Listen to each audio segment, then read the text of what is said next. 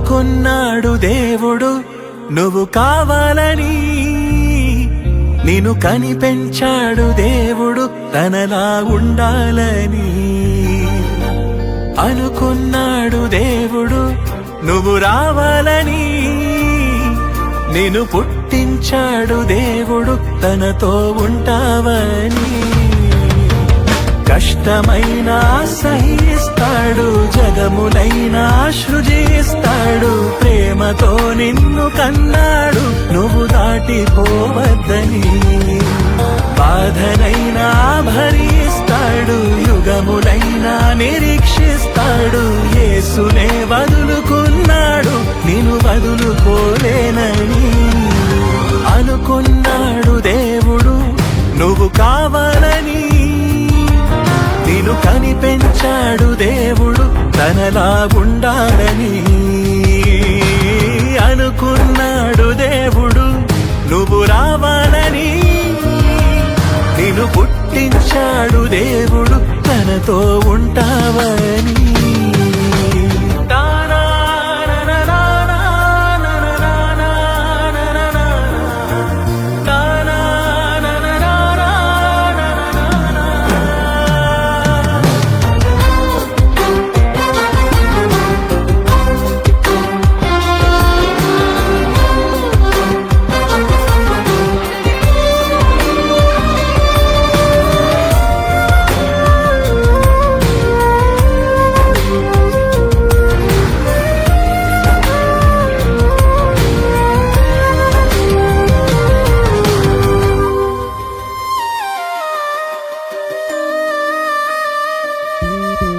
నీ రూపం తనలా ఉండాలని ఆ దేవుడే తొలి అనుకున్నాడుగా.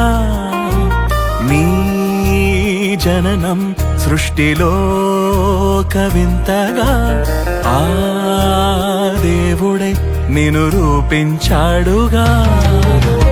చూశాడు తానే తల్లి తండ్రి కంటే ముందే, పోసాడు ప్రాణం తన ఆత్మశక్తితోనే. నీ కోసం ఆ దేవుడే చేశాడు ఈ లోకమే, నీ కోసం ఆ దేవుడే వేచాడా నీ రాకకై.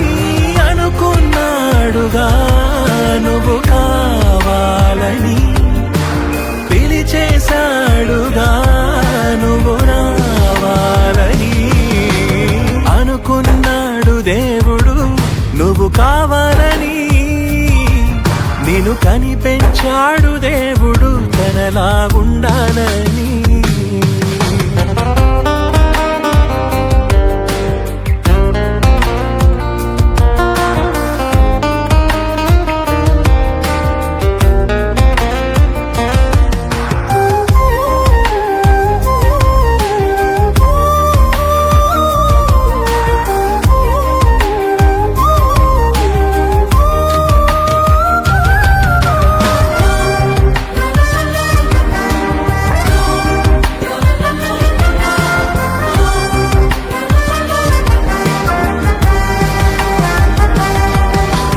నిర్మించుకున్నాడు నిన్నే తన రూపంలోనే, కాపాడుకున్నాడు నిన్నే తల్లి గర్భం నుండే. అవయవాలనన్నిటినీ అతికిస్తున్నాడుగా, లోపమైతే దిద్దలేవని తను మాత్రమే చేశాడుగా. తన రూపమే నీకిచ్చాడని, తన ఆత్మనే నీకిచ్చాడని, తన పిల్లలే తనకు కావాలని, మరణంతో తిరిగి రావాలని. అనుకున్నాడు దేవుడు నువ్వు కావాలని, నిన్ను కనిపెంచాడు దేవుడు తనలా ఉండాలని.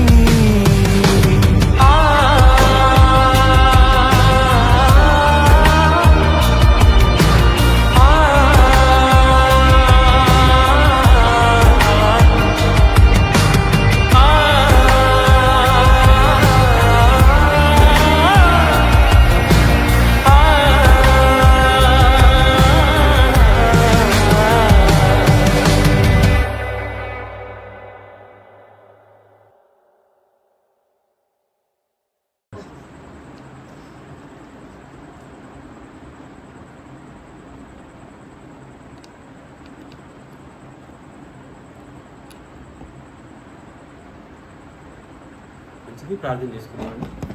పరలోకమందున్న మా తండ్రి, ఈ శ్రేష్టమైన ఉన్నత నామానికి వందనాలు, స్తుతులు, స్తోత్రాలు చెల్లిస్తున్నాం ప్రభువా. గడిచిన కాలమంతా మీరు మమ్మల్ని క్షేమంగా కాచి కాపాడినందుకు కృతజ్ఞతలు తండ్రి. మీ విలువైనటువంటి మాటలు మేము ధ్యానిస్తుండగా సమయోచితమైన జ్ఞానం మీరు మాకు అనుగ్రహించండి అని ఈ ఆరాధన అంతటి ద్వారా మీకే మహిమ కలగాలని మనస్ఫూర్తితో కోరుకుంటూ ఇక్కడికి వచ్చిన ప్రతి ఒక్కరిని పేరు పేరున జ్ఞాపకం చేసుకోండి తండ్రి. మీ సేవలో మమ్మల్ని అందరినీ బలంగా వాడుకోవాలని మనస్ఫూర్తిగా కోరుకుంటూ ప్రపంచంలో శాంతి నెలకొల్పబడలాగిన కృప చూపండి. దేశం తండ్రి సస్యశ్యామలంగా ఉండలాగిన తండ్రి, ప్రజల మధ్య ఐక్యత పెంపొందించబడలాగిన కృప చూపండి అని మనం చేసుకుంటూ ఈ ఎండ దెబ్బ ద్వారా ఎవరికి హాని జరగకుండా మీరే మమ్మల్ని అందరినీ క్షేమంగా కాచి కాపాడండి అని మీ విలువైనటువంటి మాటలు ధ్యానిస్తూ ఉండగా తగిన సహాయాన్ని మీరు మాకు అనుగ్రహించండి అని ఈ ప్రార్థన మీ కుమారుడు మా ప్రభు యేసుక్రీస్తు వారి పవిత్ర నామంలో ప్రార్థించి వేడుకుంటున్నాం తండ్రి, ఆమేన్. క్రీస్తునందు ప్రియమైన సంఘస్థులందరికీ ప్రభు పేరిట వందనములు, శుభములు తెలియపరుస్తున్నాను. ఈరోజు ఒక మంచి అంశాన్ని బైబిల్లో నుండి ఆలోచించేద్దాం. అంశం పేరు తండ్రి మనసెరిగిన పిల్లలున్నారా. అంశం పేరు కన్న తండ్రి మనసెరిగిన పిల్లలు ఉన్నారా. ఈ భూమి మీద దేవుడు ఆదాము నుండి కోటాను కోట్ల ప్రజలను పుట్టించాడు. ప్రారంభ మనిషి ఆదాము అయితే ఆదాము ప్రక్కటెముక నుండి అవ్వని తీస్తే ఆదాము అవ్వ నుండి వచ్చినటువంటి జనాభా నేటికి సుమారు 850 కోట్లకు పైగా జనాభా ఉంది. వీళ్ళందరూ కూడా ఒక్క మనిషి నుండే ఆవిర్భవించారు. ఈ మనుషులందరూ కూడా దేవుణ్ణి ఇష్టపడుతున్నారా, దేవునికి ఇష్టమైనటువంటి వారైనా అని మనం ఆలోచిస్తే ఇందుకు వీళ్ళందరూ దేవుని తెలుసుకున్నారా, దేవుడు ఉన్నాడనే సంగతి వీరికి అర్థమైందా అని మనం ఆలోచిస్తే కాలదనే చెప్పాలి. ఎందుకంటే కొద్దిమంది మాత్రమే దేవుణ్ణి ప్రేమిస్తున్నారు, దేవుని సన్నిధికి రాగలుగుతున్నారు, దేవుడు ఉన్నాడని తెలుసుకుంటున్నారు. చాలామంది దేవుడు లేడని అనుకుంటున్నారు.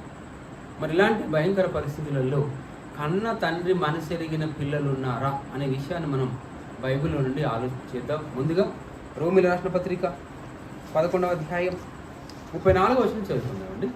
రోమీయుల రాసిన పత్రిక 11వ అధ్యాయం 34వ వచనం చదువుకుందాం. ప్రభువు మనస్సును ఎరిగిన వాడు ఎవడు, ఆయనకు ఆలోచన చెప్పిన వాడు ఎవడు. చూడండి, దేవుడు ఏమని రాయించాడు? ప్రభువు మనస్సు ఎరిగిన వాడు ఎవడు, ఆయనకు ఆలోచన చెప్పిన వాడు ఎవడు అంటున్నాడు. ప్రభువు మనస్సు గురించి ఆలోచించారు ఎవరైనా? ప్రభు మనస్సును తెలుసుకునే వాళ్ళు ఉన్నారండి ఎవరైనా? ఒక టీచర్ని అడిగితే ఏం తెలుసుకుని తెలుసా? చిల్డ్రన్ సైకాలజీ తెలుసుకుంటారు. ఒక టీచర్ చిల్డ్రన్ సైకాలజీ తెలుసుకుంటారు. హ్యూమన్ సైకాలజీ గురించి ఉంది, ఎనిమల్ సైకాలజీ గురించి ఉంది, బర్డ్ సైకాలజీ గురించి ఉంది. కానీ గాడ్స్ సైకాలజీ ఉందా? దేవుని మనస్తత్వ శాస్త్రం గురించి ఉందా అండి? లేదు. ఎందుకు లేదు? అసలు దేవుడు ఉన్నాడని నమ్మితే కదా. దేవుడు ఉన్నాడని నమ్మితే, ఆయనకు మనసు ఉందని నమ్మితే ఆయన మనస్తత్వంలోకి వెళ్తారు. కానీ బైబిల్లో ఉన్న అద్భుతమైన మాట ఏంటంటే, గొప్ప విషయం అండి. ఏమంటున్నాడు? ప్రభువు మనస్సుని ఎరిగిన వాడెవడు, ఆయనకు ఆలోచన చెప్పిన వాడెవడు అని అంటున్నాడు. ప్రభు మనస్సు ఎరిగిన వాడెవడు? ప్రభు మనస్సు ఎరగాలండి. ఒక భార్య భర్త మనసు తెలుసుకునే ప్రయత్నం చేస్తుంది, భర్త భార్య మనసు తెలుసుకునే ప్రయత్నం చేస్తారు. అలాగే తల్లిదండ్రులు పిల్లల మనసు తెలుసుకునే ప్రయత్నం చేస్తారు. కానీ దేవుని మనసు తెలుసుకునే ప్రయత్నం చేస్తారా ఎవరైనా? దేవుని మనసులో ఏం దాగి ఉంది, దేవుని మనసులో ఏముంది అని ఎవరైనా దేవుని గురించి ఆలోచించే వాళ్ళు ఉన్నారా? రేర్. దేవుని మనసు ఏంటో తెలుసుకోవాల్సిన బాధ్యత మనకుంది. దేవుని మనసులో ఎవరున్నారు, దేవుని మనసులో ఏం ఆలోచిస్తున్నాడు అని ఆలోచిస్తే నిరంతరము దేవుని మనసులో తన పిల్లలే ఉన్నారు. దేవుని మనసు నిండా తన పిల్లలే ఉన్నారు. తన పిల్లల క్షేమం కొరకు సృష్టిని చేశాడు. తన పిల్లల బావు కోసమే, మంచి భవిష్యత్తు కోసమే సృష్టి చేశాడు. కానీ ఈ సృష్టిని అనుభవిస్తున్నటువంటి మనుషులు మాత్రం దేవుని గురించి ఆలోచించడం మానేశారు. ఒకసారి ఆదికాండం 6వ అధ్యాయం 6వ వచనం చదువుకుందామండి. ఆదికాండం 6వ అధ్యాయం 6వ వచనం చదువుకుందాం. తాను భూమి మీద నరులను చేసినందుకు తాను భూమి మీద నరులను చేసినందుకు యెహోవా సంతాపమునొంది యెహోవా సంతాపమునొంది తన హృదయములో నొచ్చుకొనెను. తన హృదయములో నొచ్చుకొనెను. ఆయన మనసు ఎలా ఉందంటే అండి, ఆయన హృదయం ఎలా ఉంది? నొచ్చుకొనెను అంటున్నాడు. ఎందుకు హృదయంలో నొప్పి వచ్చింది? ఎందుకు నొచ్చుకున్నాడండి? నా మనసు నొచ్చుకుంది అని అంటాం, నా మనసు గాయపడింది అని అంటాం, నా మనసు నొచ్చుకుంది అంటామే. అంటే మనుషులకే మనసు నొచ్చుకుంటుంది, మరి దేవునికి నొప్పి ఉండదా? దేవునికి హృదయం ఉండదా? దేవునికి మనసు ఉండదా? మన ఆలోచనలు దేవుని ఆలోచనల వంటివి కావు. దేవుడు ఏమంటాడు? నా ఆలోచనలు మీ ఆలోచనల వంటివి కావు, నా తలంపులు మీ తలంపుల వంటివి కావు అని అంటాడు. మరి దేవుని మనసు ఎలా ఉంటుంది? దేవుని మనసులో ఏం చేశాడు? నొచ్చుకున్నాడండి. ఎప్పుడు నొచ్చుకుంటాడు దేవుడు? దేవుడు ఎప్పుడు నొచ్చుకుంటాడండి? భూమి మీద మనుషులను చేశాడు, మనుషుల కొరకు సర్వం చేశాడు. మనుషుల కొరకు ఎన్నో చేసినా కూడా మనుషులు మాత్రం దేవుణ్ణి మర్చిపోయారు. మర్చిపోవడమే కాదు, చెయ్యకూడని కార్యక్రమాలు చేస్తున్నారు, చెయ్యకూడని ఆలోచనలు చేస్తున్నారు.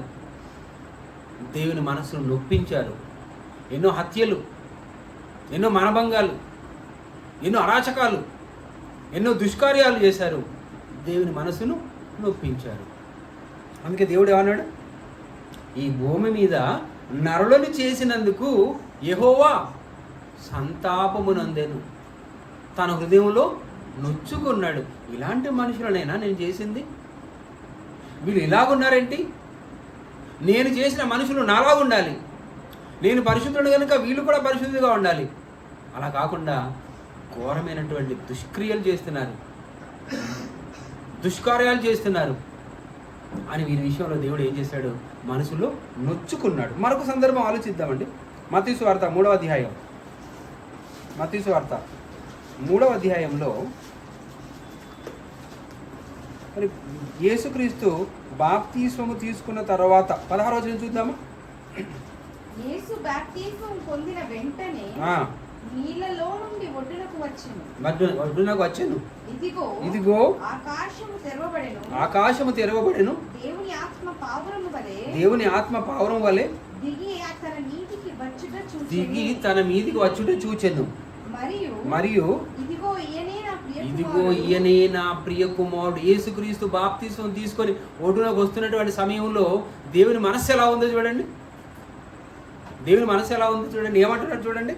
ఇదిగో ఈయనే నా ప్రియ కుమారుడు, ఈయన యందు నేను ఆనందించుచున్నాను అంటున్నాడు. చూడండి, అంటే యేసుక్రీస్తు బాప్తిస్మం తీసుకొని ఒడ్డునకు వస్తున్నప్పుడు ఈయన యందు నేను ఆనందించుచున్నాను అని అంటున్నాడు.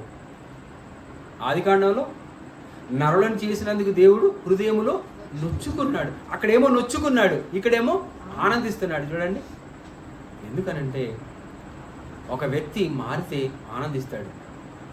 యేసుక్రీస్తు బాప్తిసం తీసుకున్నప్పుడు ఎందుకు ఆనందించాడు అంటే యేసుక్రీస్తులో అందరూ క్రీస్తులా అంటే మంచి మనస్సు కలిగి ఉండాలని దేవుడు కోరుకున్నాడు. అందుకే ఆనందం అండి. అందుకే ఒక గొప్ప మాట ఉంది. దేవుడు బైబిల్లో రాసినటువంటి ఒక అద్భుతమైనటువంటి మాట ఉన్నదండి. ఏం చూద్దామా? లూకాసు వార్త 15వ అధ్యాయం 10వ వచనం. లూకాసు వార్త 15వ అధ్యాయం 10వ వచనం. లూకాసు వార్త 15వ అధ్యాయం 10వ వచనంలో దేవుడు ఒక మంచి మాట సెలవిచ్చాడు. అటువలే మారు మనసు పొందు ఒక పాపి విషయమై దేవుని దూతల ఎదుట సంతోషము కలుగునని నీతో చెప్పుచున్నాను. దేవునికి ఎప్పుడు సంతోషం అంటండి? ఇప్పటి వరకు హృదయంలో బాధ, బాప్సం తీసుకొని ఒడ్డునకు వస్తున్నప్పుడు ఆనందం, ఇక్కడ సంతోషం. ఎప్పుడు సంతోషం? ఎప్పుడండి సంతోషం? ఒక్క పాపి మారు మనసు పొందితే దేవుడి మనస్సులో సంతోషం అంటున్నాడు. దేవుడు సంతోషిస్తాడు. ఎప్పుడు సంతోషిస్తాడు? ఒక పాపి మారినప్పుడు. ఒక పాపి మారినప్పుడు. అంటే దేవుళ్ళో సంతోషం మనం చూడాలంటే ఏం చేయాలి? మంచి మాటలు ఇతరులకు చెప్పాలి, వాళ్ళ మనసులో మార్పు వచ్చేలా చూడాలి. కేవలం దేవుని మాటలు చెప్పడం మన ధర్మం. వారి హృదయంలో మంచి ఆలోచనలు పుట్టించేలా చేయటం దేవుని కృషి. దేవుడు చూస్తాడు. కాబట్టి ఒక్క పాపి గురించి చెప్పాడు. ఎందుకంటే కోటాను కోట్ల మందిలో ఒక్కరేనా? 850 కోట్లకు పైగా జనాభా ఉంటే ఒక్కరు మారినా దేవుడు ఏం చేస్తాడట? పరలోకంలో నా కోటాను కోట్ల దేవదూతల మధ్య ఆనందిస్తాడటండి, సంతోషిస్తాడటండి. కోటాను కోట్లు ఉన్నాయి పరలోకంలో దేవదూతలు.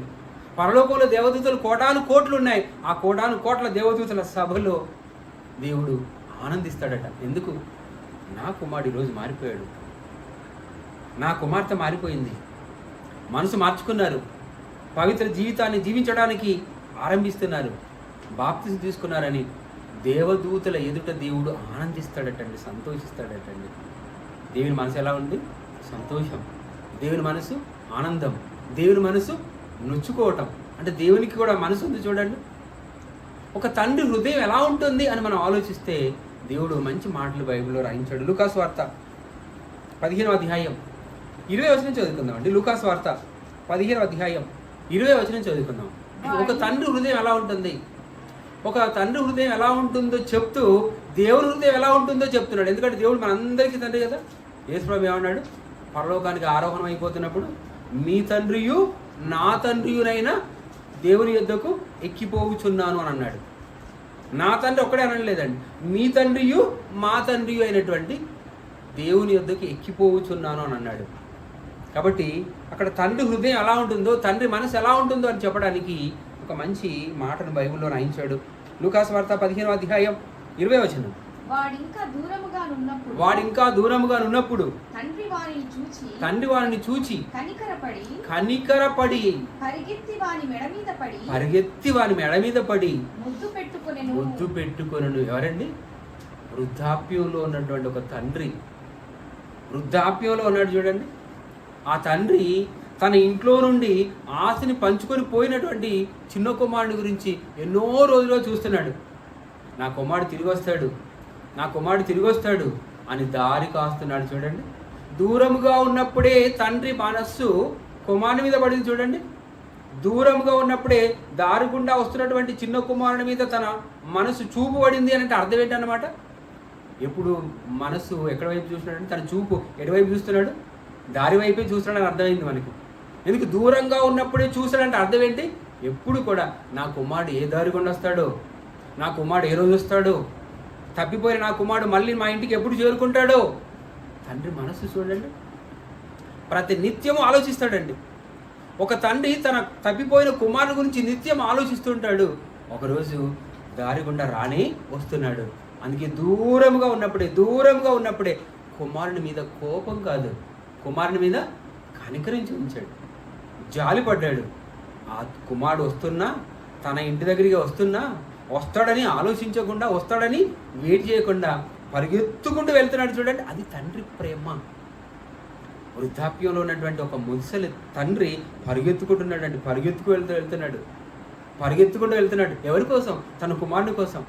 నా కొడుకు వస్తున్నాడు అని పరిగెత్తుకుంటూ వెళ్ళిపోయి మెడ మీద పడి ముద్దు పెట్టుకుంటున్నాడు. కొడుకు అంటే ఎంత ప్రేమ అండి, కొడుకు అంటే ఎంత ఇష్టం అండి. అందులో తప్పిపోయిన కొడుకు అంటే ఇంకెంత ఇష్టం ఆలోచించండి. ఇప్పుడు వరకు మనం చూసాం, ఒక్క పాపి అని అన్నాడు. ఒక్క పాపి మారిన దేవుడు ఎంత ఆనందిస్తాడో, అలాగే తప్పిపోయిన కుమారుడు దొరికితే ఎంత ఆనందం ఉంటుందంటే దానికి మంచి పోలిక దేవుడు బైబిల్లో రాయించాడు. ఏమని? 100 గొర్రెలలో ఒక్క గొర్రె తప్పిపోతే 99 గొర్రెలను వదిలైనా ఆ ఒక్క గొర్రె కోసం అడవంతా గాలిస్తాడండి గొర్రెల కాపరి. ఆ ఒక్క గొర్రె కోసం చెట్టు ప్రతి అడవి అనువనున గాలిస్తాడు. అప్పుడు చివరికి ఆ గొర్రె దొరికినప్పుడు ఎంతగా ఆనందిస్తాడు. నా తప్పిపోయిన నా గొర్రె దొరికింది, నా మందలో ఉండాల్సినటువంటి గొర్రె దొరికింది అని ఆ గొర్రెల కాపరి ఆనందిస్తాడండి. ఆ గొర్రెల కాపరి మనస్సే మన తండ్రి మనస్సు. తప్పిపోయిన కుమారుని పట్ల చూపించినటువంటి సంతోషపు మనస్సే మన తండ్రి మనస్సు. ఒక తండ్రికి ఎలాంటి మనసు ఉంటుందో చూపించడానికి దేవుడు బైబిల్లో మంచి మాటలు రాయించాడు. ఒక తప్పిపోయిన కుమారుని పట్ల తండ్రి మనస్సు ఎంత ఉత్సహించిందో, ఎంత ప్రేమతో పొంగిపొర్లిందో మనం ఇక్కడ బైబిల్లో చూసాం. అలాగే ఆత్మను పంచిచ్చి ఆకారాన్ని చేసి గర్భఫలాన్ని బహుమానంగా ఇచ్చినటువంటి తండ్రి మనస్సు ఏంటో బైబిల్లో మనం చూడగలుగుతున్నామండి. మన పట్ల ఆయనకి చాలా ప్రేమ ఉంది. మన పట్ల ఆయనకు అమితమైన ప్రేమ ఉంది. మన పట్ల అంతులేని ప్రేమ ఉంది. శాశ్వత ప్రేమ ఉందండి దేవునికి. మనం అంటే దేవునికి చాలా ఇష్టం. అందుకే మనుషులను దేవుడు ప్రథమ ఫలంగా చూస్తున్నాడు. ఎలా చూస్తున్నాడు? 6 రోజులు చేసినా 6వ రోజు చేసినటువంటి మనుషుల విషయంలో దేవుడు ఏమంటున్నాడు? ప్రథమ ఫలం. మొదటి రోజు చేసిన దాన్ని ప్రథమ ఫలం అనాలేమో, కానీ దేవుడు ఏమంటున్నాడు? 6వ రోజు చేసినటువంటి మనిషిని ఏమంటున్నాడు? మనిషి నా ప్రథమ ఫలం అంటున్నాడు. First fruit. అంటే మనుషులు అంటే దేవునికి చాలా ఇష్టం అండి. మనుషుల కోసమే 5 రోజులు చేశాడు. 6వ రోజు చేసే మనిషి కోసమే 5 రోజులు సృష్టి చేశాడు. ఈ జగత్తు మొత్తం మనుషుల కోసమే ఇచ్చాడు. మనుషులు అంటే దేవునికి ఎంత ఇష్టమో. తన స్వరూపమందు తన పోలిక చొప్పున దేవుడు మనల్ని చేసి మన పట్ల దేవుడు ఎంత ఆనందిస్తాడండి. మనం అంటే ఎంత పొంగిపోతాడు. మనం లేకుండా దేవుడు ఉండలేడండి. ఒంటరిగా ఉండలేడు. నరుడు ఒంటరిగా ఉండుట మంచిది కాదు అని ఎందుకన్నాడంటే అనుభవంతో తను ఒంటరిగా ఉన్నాడు. తనకి పిల్లలు కావాలనుకున్నాడు. అందుకే మొట్టమొదటిగా ఆదాముని చేశాడు. ఆదాముని చేసిన తర్వాత ఆదాము ఒక్కడిగా ఉన్నాడే, ఒంటరిగా ఉన్నటువంటి ఆదాముని చూసి ఏమనుకున్నాడు? నరుడు ఒంటరిగా ఉండుట మంచిది కాదు అనుకున్నాడు. సాటి అయిన సహాయం అవని చేశాడు. అలాగే మనుషులంటే దేవునికి ఎంతో ప్రాణం అని చెప్పడానికి మరొక మంచి తండ్రిని ఈరోజు మీ ముందు పెట్టాలనుకున్నాను. ఒక మంచి తండ్రి, ప్రేమ కలిగిన తండ్రి, సహృదయం కలిగినటువంటి తండ్రిని మీ ముందు పరిచయం చేయించాలనుకుంటున్నాను. అది ఆదికాండం 37వ అధ్యాయం 14వ వచనం. ఆదికాండం 37వ అధ్యాయం 14వ వచనం చదువుకుందామండి. ఆదికాండం 37వ అధ్యాయం 14వ వచనం. అప్పుడు అతడు నీవు వెళ్ళి నీ సహోదరుల క్షేమమును మందక్షేమమును తెలుసుకొని నాకు వర్తమానము తెమ్మని అతనితో చెప్పి హెబ్రోను లోయలో నుండి ఎవరండి పంపింది? ఎవరు? యాకోబు గారు. పంపింది యాకోబు గారు. పోయింది ఎవరు? ఎవరండి? యోసేపు ఎవరు? చిన్నవాడు. ఎందుకోసం పంపించాడు? యోసేపుని ఎందుకోసం పంపించాడట? మీ అన్నలు ఎలా ఉన్నారో, మీ అన్నల క్షేమ సమాచారం కొరకు, మీ అన్నలు క్షేమంగా ఉన్నారో లేదో తెలుసుకొని రమ్మని అన్నల విషయంలో ఒక తండ్రి తపన పడుతున్నాడు. చూడండి, అంటే నా పిల్లలే కదా, వాళ్ళు కూడా ఎవరండి? యాకోబు పిల్లలే కదా. మీ అన్నలు ఎలా ఉన్నారో, వాళ్ళు క్షేమంగా ఉన్నారో లేదో తెలుసుకోమని తమ్ముడిని పంపుతున్నాడనంటే అన్నల విషయంలో యాకోబుకి ఎంత మంచి మనసు ఉందండి. అన్నల విషయంలో ఎంత ప్రేమ ఉంది కనుక తమ్ముడిని పంపుతున్నాడు. ఇంతవరకు బాగుంది. దీంతో మనకి ఏమర్థమవుతుంది? యాకోబు పిల్లలంటే యాకోబుకి చాలా ప్రేమ ఉంది. ప్రేమ లేకపోతే పంపిస్తాడా? క్షేమ సమాచారం తెలుసుకోమని పంపిస్తాడా? మందలు ఎలా ఉన్నాయో తెలుసుకోమని మనం పంపిస్తాడండి ప్రేమ లేకుంటే? ప్రేమ ఉంది కనుకనే మీ అన్నలు ఎలా ఉన్నారో, క్షేమంగా ఉన్నారో లేదో తెలుసుకొని రా, మంచి సమాచారం నాకు ఇవ్వు అని చెప్పడానికి పంపించాడండి. అందుకే దేవుడు బైబిల్లో ఒక మంచి మాట రాయించాడు. ఏమని రాయించాడు చూడండి. మంచి సమాచారము ఎముకలకు పుష్టి. మంచి సమాచారం ఏంటట? ఎముకలకు పుష్టి. మీ 10th క్లాస్లో పాప 10th క్లాస్లో ఫస్ట్ ర్యాంక్ వచ్చిందని విన్నదనుకోండి, ముఖం ఎలా ఉంటుంది చెప్పండి? వెలిగిపోతూ ఉంటుంది అంతే. జాబ్ అటెన్షన్స్లో రాసినటువంటి వాళ్ళకి ఇదిగో నీకు గుడ్ న్యూస్, ఏంటి యు ఆర్ సెలెక్టెడ్, జాబ్కి నువ్వు సెలెక్ట్ అయ్యావని చెప్తే ఎలా ఉంటుందండి? ముఖం ఎలా ఉంటుంది? వెలిగిపోతుంది అంతే. ఎందుకు? ఒక మంచి సమాచారం ఎముకలకు పుష్టినిస్తుంది. కాబట్టి క్షేమ సమాచారం తెలుసుకున్నామని యోసేపును పంపించాడు. వెళ్ళాడండి. వెళ్ళిన తర్వాత జరిగిన పరిస్థితులు మీ అందరికి బాగా తెలుసు. ఎందుకంటే యోసేపు అంటే అన్నలకు అసలే పడదు. ఎందుకు పడదు? అన్నలు చేసే చిన్న మిస్టేక్ కూడా తీసుకొచ్చి ఎవరు చెప్తాడు? తండ్రి చెప్తాడు. ఎవరు? యోసేపు. కనుక యోసేపు అంటే అన్నలకు పడదు. అంతేకాదు, యోసేపు మీద తండ్రికి చాలా ప్రేమ కనుక నిలువుటంగి, మంచి విచిత్రమైన నిలువుటంగిని ఒకటి ప్రేమతో కుట్టించాడు. ఎవరు? తండ్రి. ఎవరికి? యోసేపుకు. అది అన్నలకు నచ్చలేదు. ఎందుకంటే మమ్మల్ని కంటే కూడా తమ్ముని ఎక్కువగా ప్రేమిస్తున్నాడని ఈర్ష్య అప్పుడే ప్రారంభమైందండి. తమ్ముని మీద ఈర్ష్య ప్రారంభమైంది. అలాగే మరొక విషయం ఏంటంటే, దేవుడు ఇచ్చినటువంటి ఒక మంచి తలాంతు యోసేపుకి ఏంటంటే కళ కనేలా చేసి కళల భావం చెప్పేటువంటి ఒక మంచి టాలెంట్ దేవుడు యోసేపుకు గిఫ్ట్గా ఇచ్చాడు. కళలకు భావం చెప్పే టాలెంట్ ఇచ్చాడు. కళల ద్వారా దేవుడు యోసేపుతో మాట్లాడాడు. కాబట్టి యోసేపుకు కళ ద్వారా చెబుతున్నప్పుడు సూర్యచంద్రులు నక్షత్రాలు సూర్యచంద్రులు మరియు 12 నక్షత్రాలు సాష్టాంగపడ్డాయి నాకు అనేసరికి తల్లిదండ్రులు ఏంట్రా నువ్వు చిన్నగా ఉన్న మీకు సాష్టాంగపడాలా అని అన్నారు. అలాగే అన్నలైతే మండిపడ్డారు. తర్వాత మంచి వెన్నులు ఉన్నాయి చూడండి, పీల వెన్నులు బలమైనటువంటి వెన్నులో చేసి తిన్నాయి అని, అలాగే బక్క ఆవులు బలమైనటువంటి ఆవులు తిన్నాయని, అంటే భవిష్యత్తులో రాబోయే కరువుల గురించి కూడా యోసేపుకు కళ్ళ ద్వారా దేవుడు చెప్పాడు. ఇదంతా చెప్పినప్పుడు అన్నలు మండిపడుతున్నారండి. ఇంకేమని చెప్పాడు, మీరందరూ నాకు సాష్టాంగ పడతారు అన్నప్పుడు ఈయనేమో కపటం లేనివాడు ఉన్న విషయాలను చెప్తున్నప్పుడు ఏం జరిగిందంటే కోపం పెంచుకున్నారండి. కాబట్టి వాళ్ళు ఏం చేశారు, యోసేపును నీళ్లు లేని బావిలో పాడేశారు. అంతతో ఆగలేదు, మళ్ళీ ఏం చేశారు, బయటికి తీసేసి యోసేపును దారుగుండా వస్తున్నటువంటి వర్తకునికి అమ్మేశారు. ఇప్పుడు యోసేపు ఎక్కడికి వెళ్ళాడు, ఐగుప్తు దేశంలో పోతీఫరు దగ్గర వెళ్ళాడు. ఒక అమ్మబడినటువంటి బానిసగా వెళ్ళాడు. ఇది బాగుంది. కానీ కాలక్రమేణా దేవుడు అద్భుతాలు సృష్టించాడండి. ఒకరోజు కరువు వచ్చింది. ఆ కరువులో యాకోబు కుటుంబం చాలా బాధపడుతుంది. తినడానికి ఆహారం లేదు. అప్పుడు ఏం చేశారంటే ఐగుప్తు దేశంలో ధాన్యం ఉందనే విషయం తెలుసుకొని యాకోబు వాళ్ళ పిల్లల్ని ఐగుప్తు దేశాన్ని పంపించాడు. అక్కడ ఎవరున్నారు, ఫరో దగ్గర ఎవరున్నారండి, యోసేపు ఉన్నాడు. యోసేపు ఎలా ఉన్నాడు, ప్రధానిగా ఉన్నాడు. ధాన్యం మీద ప్రధానిగా ఉన్నాడు, దేశం మీద ప్రధానిగా ఉన్నాడండి. అక్కడ యోసేపు ఉన్నాడు. ఈ విషయం యాకోబుకు తెలియదు, ఈ విషయం యాకోబు పిల్లలకు కూడా తెలియదు. కాబట్టి యాకోబు తన పిల్లల్ని ఎక్కడ పంపించాడు, ఐగుప్తుకు పంపించాడు. అప్పుడు యోసేపు గుర్తుపట్టాడు, అన్నలు అని గుర్తుపట్టాడు. కానీ అన్నలు మాత్రం యోసేపును గుర్తుపట్టలేదు. తెలివిగా చాలా చక్కగా ఏమని చెప్పాడు తెలుసా అండి, మీ తండ్రి బాగున్నాడా, మీ తండ్రి ఇంకా బ్రతికే ఉన్నాడా, అవును బ్రతికే ఉన్నాడు. క్షేమంగా ఉన్నాడా, అవును క్షేమంగానే ఉన్నాడు. ఇంకా మీ ఇంట్లో ఎవరున్నారు, మా తండ్రికి ఇంకో కుమారుడు ఉన్నాడు. ఎవరైనా బెన్యామీన్. ఎవరంటే బెన్యామీన్ ఎవరు, యోసేపు యొక్క సొంత తమ్ముడు. ఇన్ని సంవత్సరాలు అయిందండి.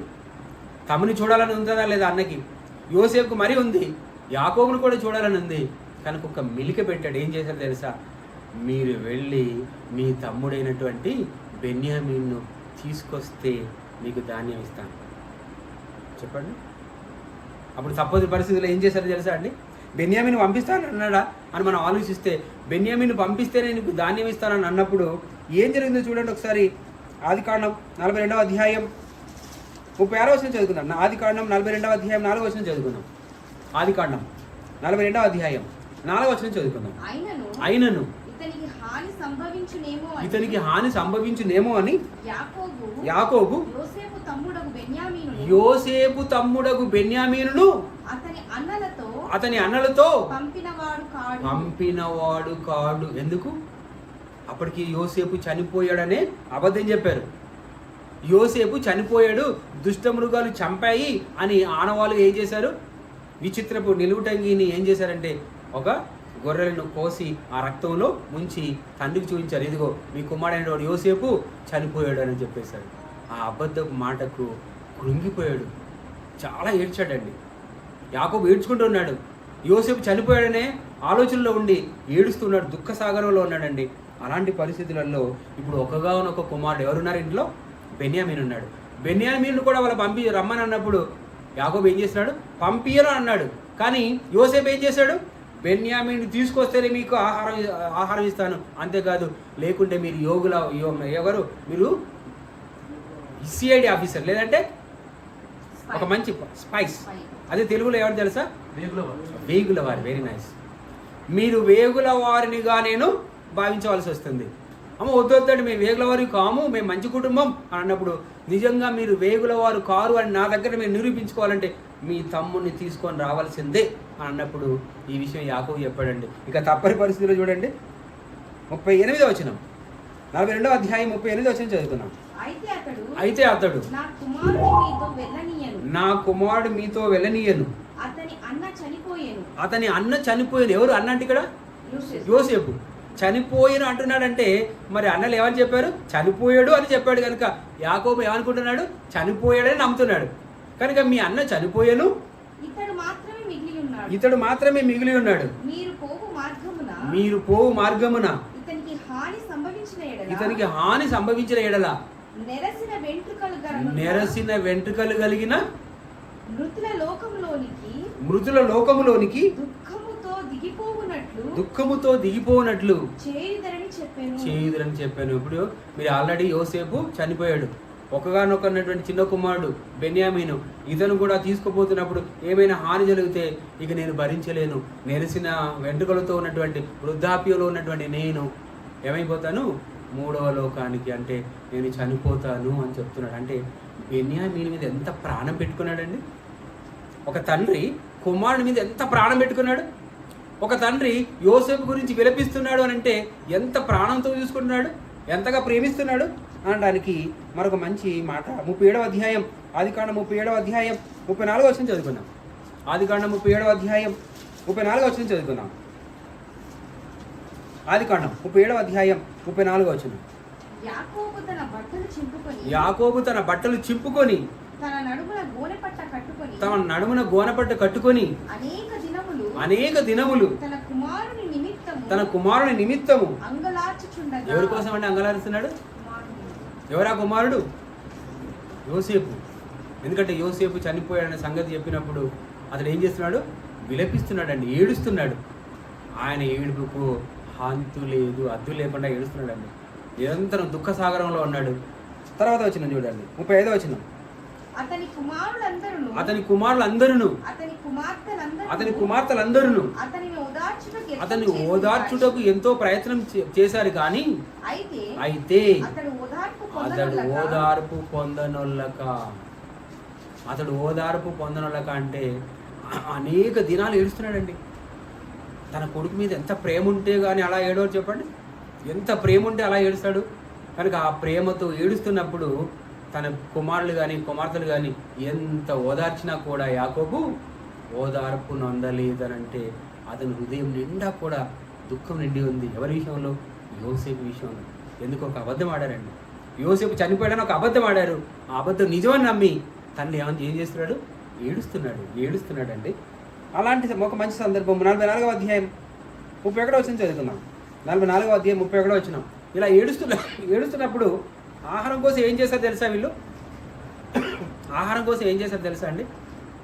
అక్కడ ఐగుప్తు దేశంలో ఆ ప్రధాని ఏం చేశాడంటే బెన్యామీనును తీసుకొస్తేనే మేము ధాన్యం ఇస్తారని చెప్పినప్పుడు ఇంకా తప్పని పరిస్థితులలో యాకోబు ఒప్పుకున్నాడు. ఎందుకంటే మన కరువు భారమైంది కనుక ఈ కరువుతో చనిపోవడం కంటే ఈ కుమారుని ఇచ్చైనా పర్లేదు ధాన్యం తెప్పించుకుందామని యాకోబు బెన్యామీని పంపించడానికి కష్టపడి ఒప్పుకున్నాడు. తీసుకుపోయారు. ఇప్పుడు బెన్యామీని ఎక్కడ తీసుకుపోయారు? యోసేపు దగ్గర తీసుకుపోయాడు. యోసేపు ఎంత సంతోషించాడో. సంతోషించి ఇప్పుడు బెన్యామీనును వీళ్ళతో పాటు తిరుగు ప్రయాణాలు పంపించకుండా అతన్ని తన దగ్గరే పెట్టుకునే ప్రయత్నం చేస్తున్నాడు. అలా చేస్తున్నప్పుడు ఏం మాట్లాడుతున్నారో చూడండి. అతని ప్రాణం అంటే ఎవరి ప్రాణము? యాకోబు ప్రాణము. ఇతడంటే ఎవరు? బెన్యామీను ప్రాణముతో పెనవేసుకొని ఉన్నదటండి. పెనవేసుకొని ఉన్నది అర్థం ఏంటి? ప్రాణంతో ప్రాణం పెనవేసుకుంటుందా? ప్రాణంతో ప్రాణం పెనవేసుకుంటుందా? అవును. తండ్రి ప్రాణం కుమారుని ప్రాణంతో పెనవేసుకొని ఉంటుంది. ప్రాణ సమానంగా చూసుకుంటారు. అతను లేడన్నప్పుడు అసలు నా బ్రతికెందుకు అని అనుకుంటారు. బెన్యామీను విషయంలో అలాంటి ప్రాణం పెట్టుకున్నాడు. యోసేపు విషయంలో కూడా ప్రాణం పెట్టుకున్నాడు. బెన్యామీను విషయంలో ఏమంటున్నాడు? ఒకవేళ ప్రధాని గారు ఈ బెన్యామీను కనుక మేము మా తండ్రి యొద్దకు తీసుకోకపోతే అప్పటికి యోసేపు చనిపోయాడనే శోకయుక్త మహా ఆలోచనలో ఉన్నాడు. తన మనసంతా దుఃఖసాగరంలో ఉన్నాడు. ఈ కుమారుడు కూడా తీసుకోపోకపోతే ఏం జరుగుతుంది అనేది ఈ వచనంలో చెప్తున్నాడు. చూడండి ఏమంటున్నాడు? పెనవేసుకొని ఉన్నది కనుక ఈ చిన్నవాడు మా యొద్ద లేకపోవుట అతడు చూడగానే చనిపోను అంటే అర్థం ఏంటిది? బెన్యామీన్ లేకుండా మేము మాత్రమే అనే దృష్టి కనపడ్డాం అనుకోండి, వెంటనే అడుగుతాడు బెన్యామీన్ ఏడి అని అడగడు. ఎందుకు? బెన్యామీన్ వీళ్ళతో లేడు అని అంటే ఇంకా నేను బ్రతుకున్నాను ఎందుకు అని వెంటనే చనిపోతాడు. అంత ప్రాణం అండి బెన్యామీన్ అంటే, అంత ప్రాణం అండి యోసేపు అంటే. అంత ప్రాణం అండి తన కొడుకులంటే, అంత ప్రాణం అండి తన పిల్లలంటే. మన పిల్లలు ఎవరైనా కొడుతున్నారు అనుకోండి, ఏమనుకుంటామండి, వాళ్ళని కొట్టక అవసరం నన్ను కొట్టండి కానీ నా పిల్లల్ని కొట్టకండి అని అంటామా లేదా? అది తండ్రి హృదయం, అది తల్లి హృదయం. నా పిల్లల్ని ఎవ్వరు ఏమనడానికి వీల్లేదు అని అంటామే, అది తండ్రి హృదయం. అలాగే ఇక్కడ చూడండి, బెన్యామీను ఒకవేళ మాతో పాటు మా తండ్రి కనబడకపోతే ఆయన ఏమవుతాడు? చనిపోతాడు. బెన్యామీను మీద పెట్టుకున్న ప్రాణం, ప్రేమ, తండ్రి ప్రేమ. అది ఆదికాండం 45వ అధ్యాయం 25వ వచనం. ఆదికాండం 45వ అధ్యాయం 25వ వచనం.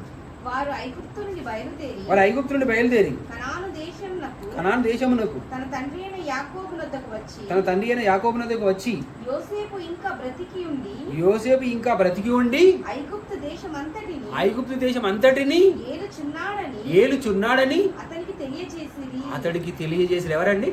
అన్నలు. ఏ అన్నలైతే యోసేపు చనిపోయాడు అని అబద్ధం చెప్పారో, ఇక్కడ మీరు ఆలోచించాలన్నటువంటి విషయం ఏంటో తెలుసా? యోసేపు చనిపోయాడని చెప్పింది ఎవరు? ఈ అన్నలే.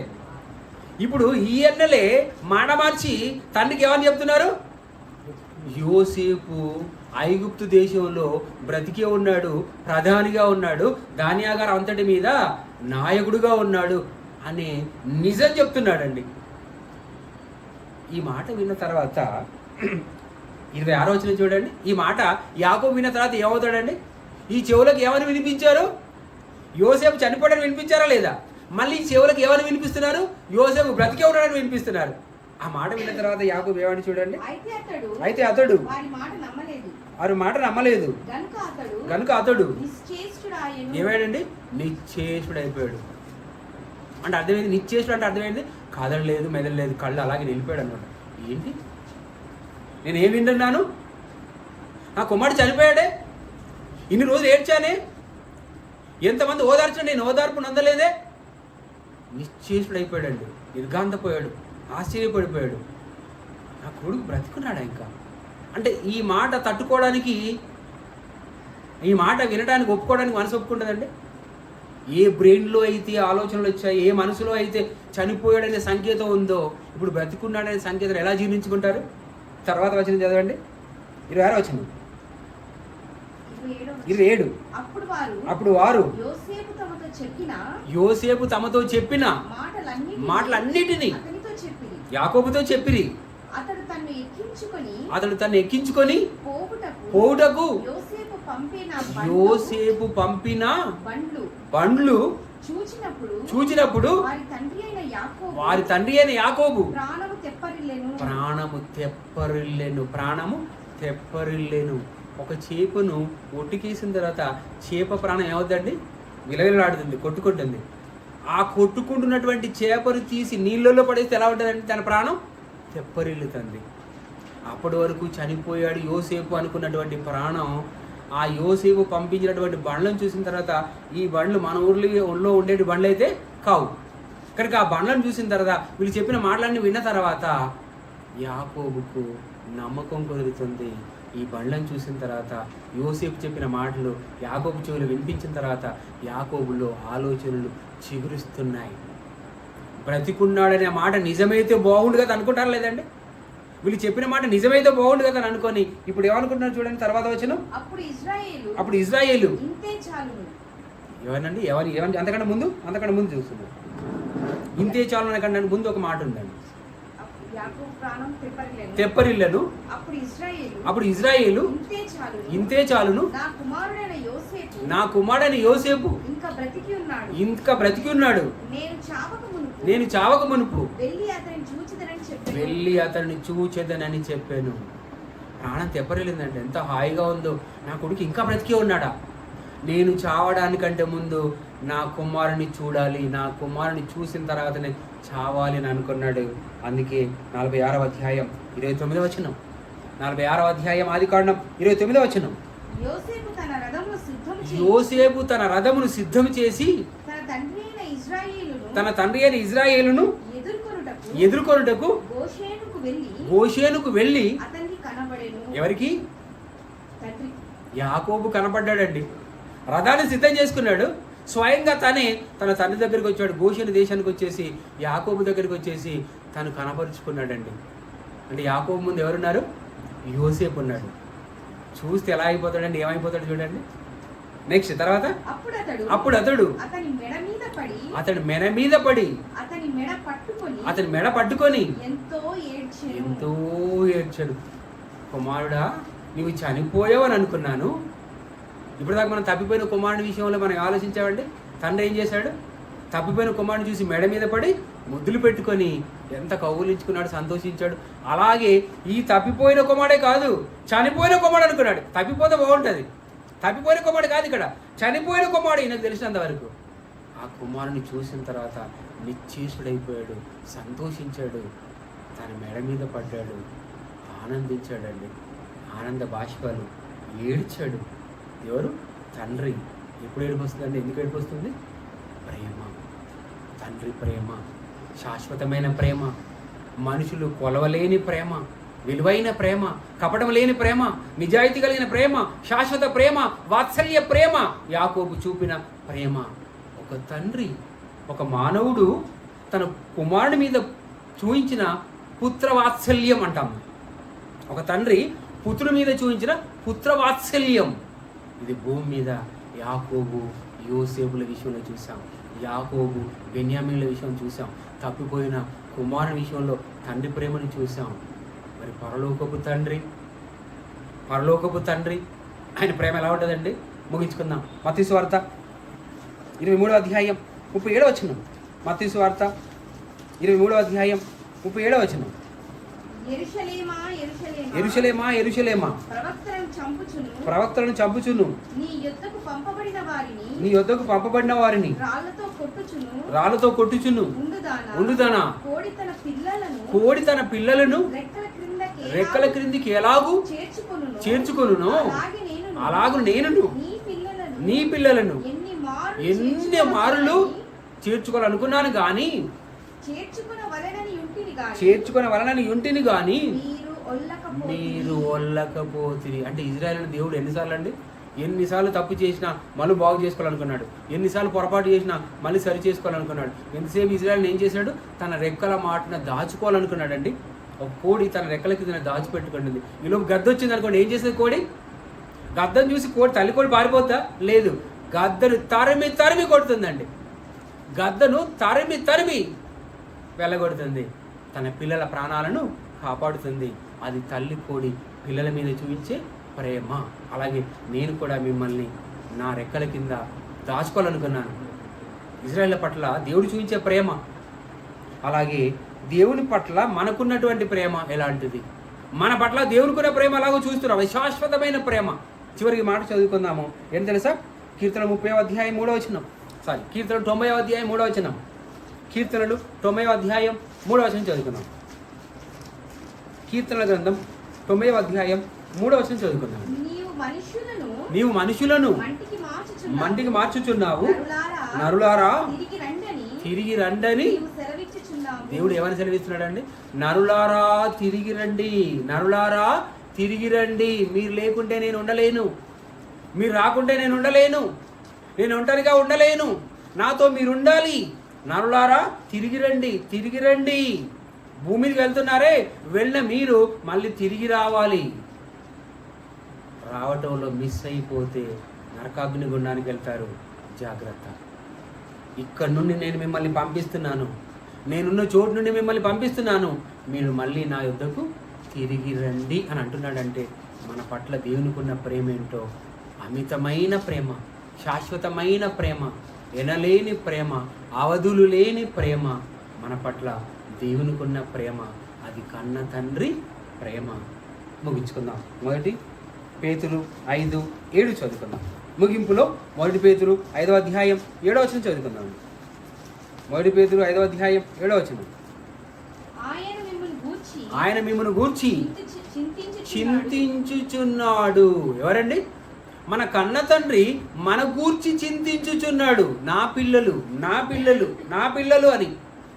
మత్తయి సువార్త ఎంత బాగా మాట్లాడతాడండి. ఒక తండ్రి రొట్టెని అడిగితే రాతినిచ్చునా, చేపను అడిగితే పామునిచ్చునా? భూమి మీదటువంటి ఒక తండ్రి మీ క్షమాను కోరితే పరలోకపు తండ్రి అయినటువంటి నేను మిమ్మల్ని గురించి ఎంతగా ఆలోచిస్తాను. శాశ్వతమైన ప్రేమ, పరలోకపు తండ్రి ప్రేమ, నిరంతరమైన ప్రేమ, అవధులు లేని ప్రేమ, అనంతమైన ప్రేమ, మన మీద చూపిస్తున్న ప్రేమ. మన గురించి ఆయన చింతిస్తున్నాడు. మనం ఏం చేస్తామండి?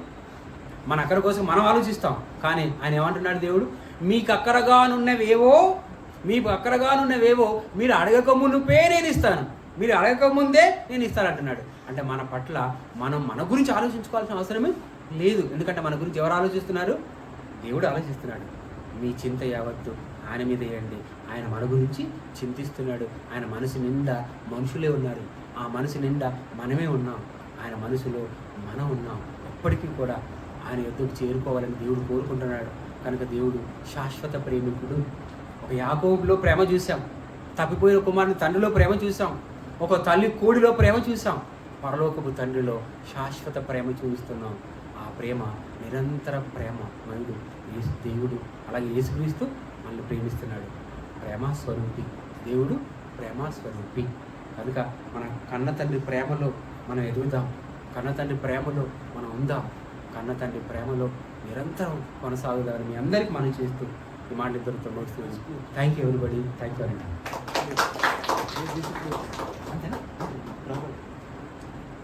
మంచిది, ప్రార్థన చేసుకుందామండి. పరలోకమందున్న మా తండ్రి, మీ శ్రేష్టమైన ఉన్నత నామానికి వందనాలు, స్తుతులు, స్తోత్రాలు చెల్లిస్తున్నాం ప్రభువా. ఇప్పటి వరకు మీ ప్రేమ గురించి కొన్ని మంచి విషయాలు మేము నేర్చుకున్నాం. మా పట్ల మీరు చూపిస్తున్న ప్రేమ అనంతమైన ప్రేమ, శాశ్వతమైన ప్రేమ తండ్రి, కొలతలు లేని ప్రేమ. అలాంటి ప్రేమలో మీరు మమ్మల్ని కని పెంచి పోషిస్తూ మా పాపాలను తీసివేయడానికి తండ్రి ఈ ప్రేమమయుడైనటువంటి యేసుక్రీస్తుని భూమి మీదకి పంపించి తండ్రి మమ్మల్ని పవిత్రపరిచి మీ వద్దకు రావడానికి అర్హతను ఇస్తున్నందుకు కృతజ్ఞతలు చెల్లిస్తున్నాం. మీ ప్రేమను వర్ధిల్లాగా కృప చూపండి. కన్న తండ్రి ప్రేమ ఎలాంటిదో అని కొన్ని విషయాలు మేము ఆలోచన చేస్తాం. మేము ఎప్పుడు కూడా మీ ప్రేమలో నుండి తప్పిపోకుండా కృప చూపండి. నిరంతరం మీ ప్రేమలో కొనసాగులాగా కృప చూపండి. స్థానిక సంఘాన్ని, ఈ కుటుంబాన్ని దీవించి ఆశీర్వదించండి. యేసు నామములో ఈ ప్రార్థనను సమర్పించి వేడుకుంటున్నాము తండ్రి. ఆమేన్. Thank you.